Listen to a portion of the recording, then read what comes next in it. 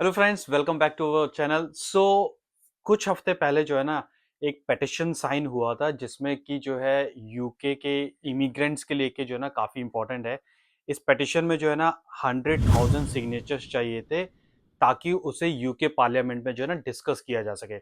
लेकिन इस बार जो है सिर्फ 52,000 सिग्नेचर्स होने के बावजूद भी जो है पेटिशंस को जो है पार्लियामेंट में डिबेट के लिए जो है लाया गया।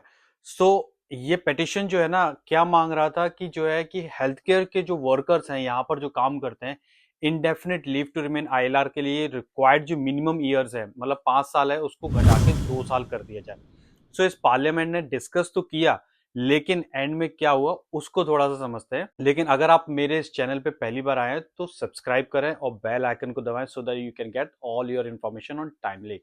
आइए डिटेल्स में समझते हैं थोड़ा सा कि क्या हुआ और इसका क्या इम्पैक्ट जो है हेल्थ केयर वर्कर्स के ऊपर पड़ेगा।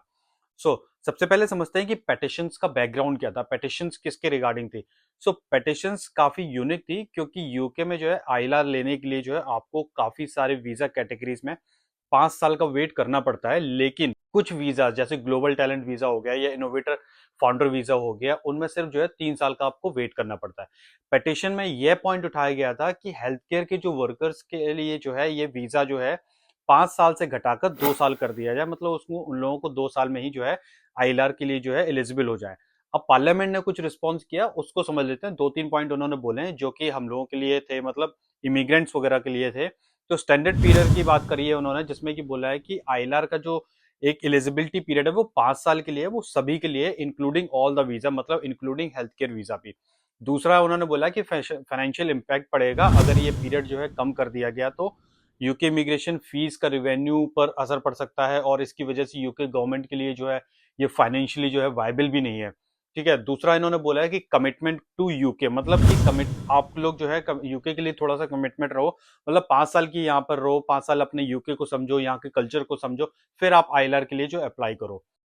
अगर मैं बात करता हूँ अदर कंट्रीज में क्या होता है, जैसे कनाडा जैसी कंट्रीज के बारे में बात करता हूँ।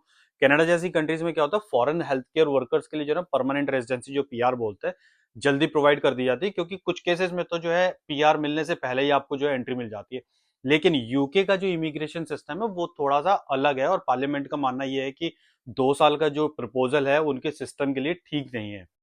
बाकी हेल्थ केयर वर्कर्स के लिए जो है ना ऑलरेडी बहुत सारे बेनिफिट्स हैं, ऐसा बोला गया है। जैसे कि हेल्थ केयर वर्कर्स के लिए कुछ रिलैक्सेशंस ऑलरेडी एग्जिस्ट करते हैं, मतलब आज की डेट की अगर मैं बात करता हूँ, जैसे मैं पॉइंट नंबर 1 की बात करता हूँ, आईएचएस वेवर, जो आईएचएस जो फीस होती है हेल्थ केयर वर्कर्स के लिए जो है ना, उन लोगों को पे नहीं करनी होती है, तो आप लोग जो है उसके हिसाब से अगर मान के चलते हैं 1000 फीस जो है वो बाकी वीजा कैटेगरीज को पे करनी पड़ती है।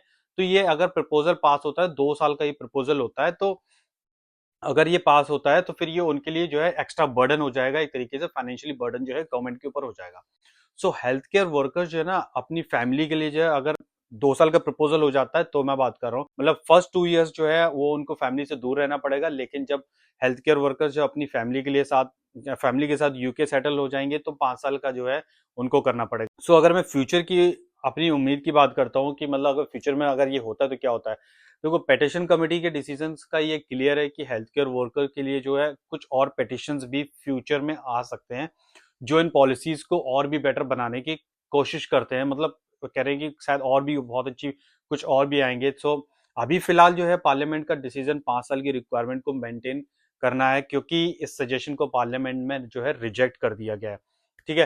अगर आपका इस टॉपिक पे कोई भी और भी क्वेश्चन है, इमिग्रेशन पॉलिसी से रिलेटेड कोई क्वेश्चन है, प्रोफेशनल जॉब से रिलेटेड कोई क्वेश्चन है, या स्टूडेंट से रिलेटेड कोई क्वेश्चन है, तो आप कमेंट बॉक्स पे डालिए, I try to give you reply.